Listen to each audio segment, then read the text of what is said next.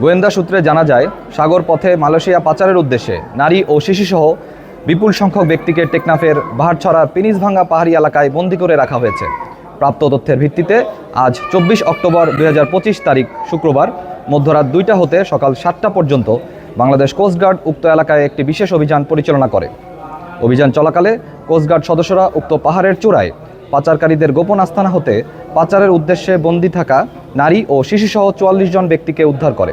উদ্ধারকারীদের জিজ্ঞাসাবাদে জানা যায়, কয়েকটি সংঘবদ্ধ পাচারকারী চক্র বিদেশে উচ্চ বেতনের চাকরি, সুবিধাজনক কর্মসংস্থান, উন্নত জীবনযাপনের স্বপ্ন, অল্প খরচে বিদেশ যাত্রা এবং বিনা অর্থে প্রেরণ করে পরবর্তীতে কর্মস্থলে কাজের মাধ্যমে খরচ পরিশোধের সুযোগের প্রলোভন দেখিয়ে টেকনাফ সহ দেশের বিভিন্ন এলাকা থেকে বাংলাদেশি ও রোহিঙ্গা নাগরিকদের মালয়েশিয়ায় গমনে উদ্বুদ্ধ করে। 32 ইঞ্চি জেভিকো টিভি এখন মাত্র 15,000 টাকায়, সাথে পাচ্ছেন 3 বছরের প্যানেল ওয়ারেন্টি।